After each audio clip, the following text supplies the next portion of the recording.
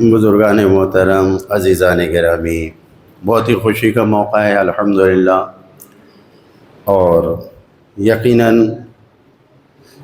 جس خلوص کے ساتھ جن لوگوں نے اس کام کو انجام دیا ہے، دعا یہی ہے کہ خداوند عالم ان کے اس اعمال کو قبول فرمائے اور ان کی توفیقات، ان کی رزق اور ان کے امور میں، ان کے کاموں میں برکت عطا فرمائے۔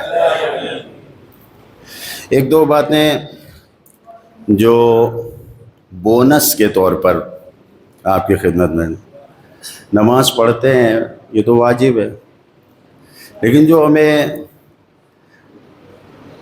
اضافہ ملتا ہے، بونس ملتا ہے، آپ سب اس پر توجہ کیجئے۔ نماز کے بعد فوراً جب سلام ہوتا ہے تو اس کے بعد کچھ نہ کیجئے۔ چھٹے امام کی حدیث ہے، اپنے زانوں کو بھی نہ بدلیں، نہ کوئی تسبیح پڑھیں، نہ کسی سے مصافحہ کریں، کچھ نہ کریں، فوراً شہزادی کی تسبیح پڑھیں، نہ ہلیں، نہ باتیں کریں، نہ مصافحہ کریں، نہ تسبیح پڑھیں، نہ صلوات بھجوائیں، کچھ نہیں۔ نماز ختم ہوئی پہلے تسبیح پڑھیں۔ کیوں؟ اس لیے کہ یہ بونس جو مل رہا ہے، امام نے بتایا ہے کہ اگر ہم ایسا کریں گے تو خداوند عالم ہم کو ایسے پاکیزہ بنائے گا جیسے ماں کے پیٹ سے پیدا ہوا۔ دوسری حدیث اسی تسبیح کے بارے میں ہے کہ مولا نے فرمایا، چھٹے امام نے فرمایا کہ مجھے پسند ہے کہ نماز کے بعد فوراً میرے جدہ کی تسبیح پڑھی جائے، 1000 مستحبی نمازوں سے زیادہ بہتر ہے۔ تو ایک تو جتنے بھی صلوات پڑھوانے والے ہیں، جو بھی دعا پڑھانے والے ہیں، کم سے کم 1-2 منٹ رک جائیں کہ سب مومنین تسبیح پڑھ لیں، پھر مصافحہ کریں۔ مصافحہ بھی ضروری ہے، لیکن کہیں نہیں لکھا ہے کہ نماز کے بعد فوراً تسبیح کے بغیر۔ مصافحہ ضرور کیا کیجیے، اس لیے کہ مصافحہ کرنے سے تصافحوا فإن المصافحہ تصفح القلوب، دلوں سے بیماری اور گندگیوں کو دور کرتا ہے، اس لیے مصافحہ بھی ضرور کرنا چاہیے۔ تو پہلی چیز تسبیح ہے، دوسرے مصافحہ ہے، اور تیسری چیز جو عرض کرنا ہے کہ جب بھی سرکار کا نام آئے، ہم اذانوں میں نبی کا نام آتا ہے، اشہدو ان محمد رسول اللہ کہتے ہیں، لیکن صلوات نہیں بھیجتے۔ روایت میں سرکار نے فرمایا ہے خود کہ من سمع اسمنا ولم یصلی علی فقد جفانی، جس نے میرے نام کو سنا اور صلوات نہیں بھیجا اس نے مجھ پر جفا کیا ہے۔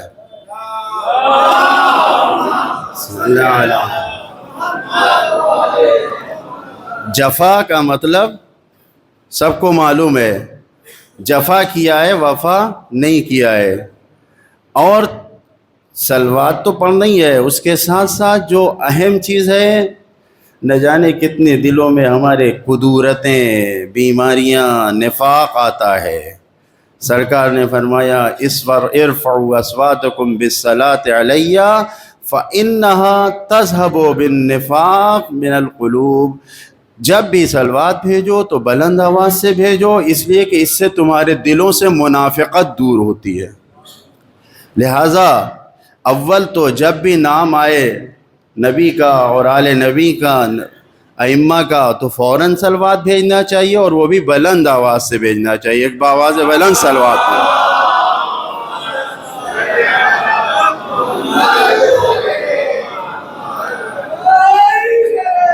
یا علی،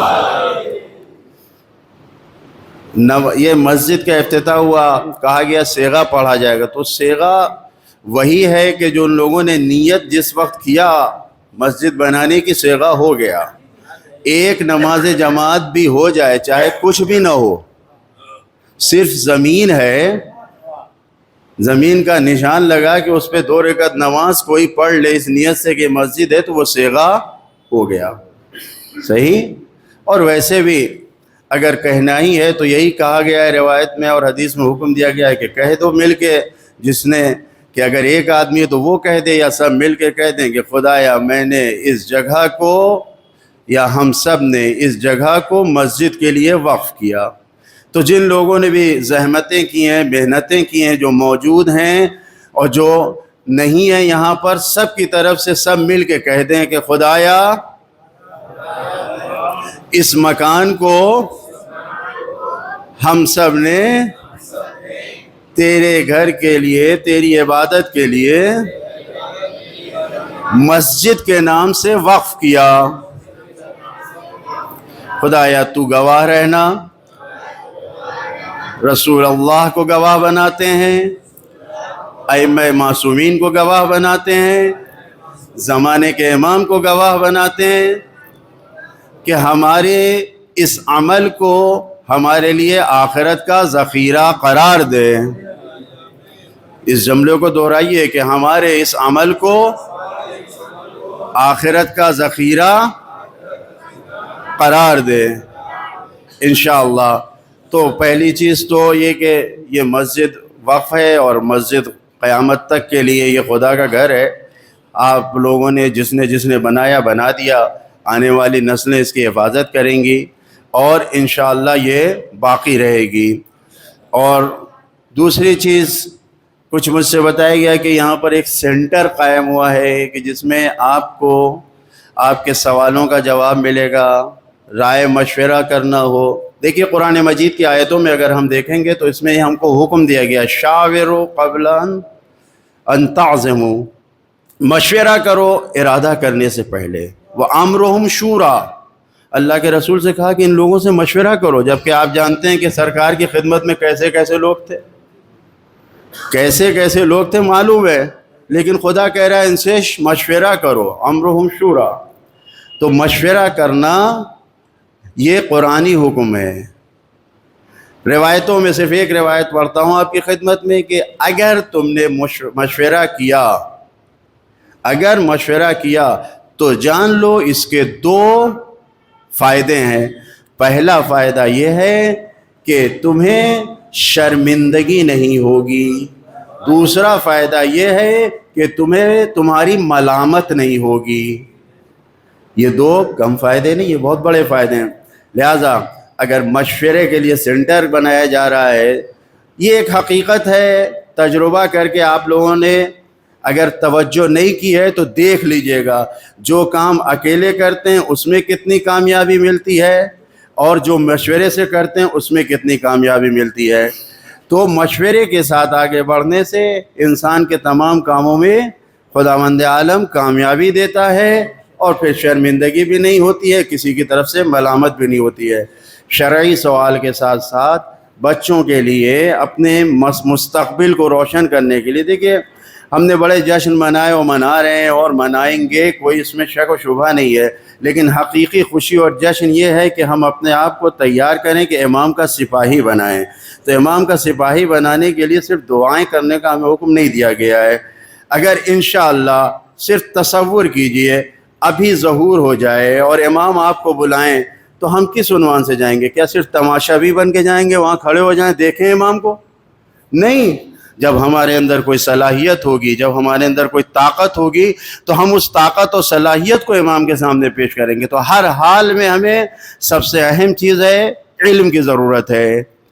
عمر کی کوئی قید نہیں ہے، بوڑھے بھی ہو گئے تو بھی علم حاصل کریں، بچوں کو، جوانوں کو، نسل کو اپنے عالم بنائیں، پڑھنے والا بنائیں، علم کی تعلیم دیں۔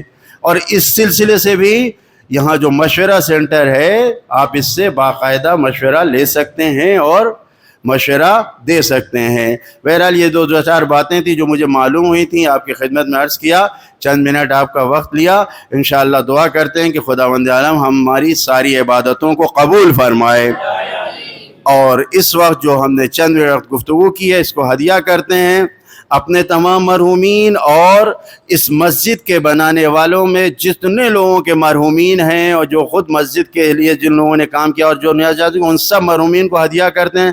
خدایا ہماری اس عبادت سے ان کو ثواب پہنچا، پروردگار ہمارے تمام کاموں سے ہمارے امام کو راضی و خوشنود فرما، ان کی نظر خاص میں ہم سب کو شامل فرما، ان کے ظہور میں تعجیل فرما۔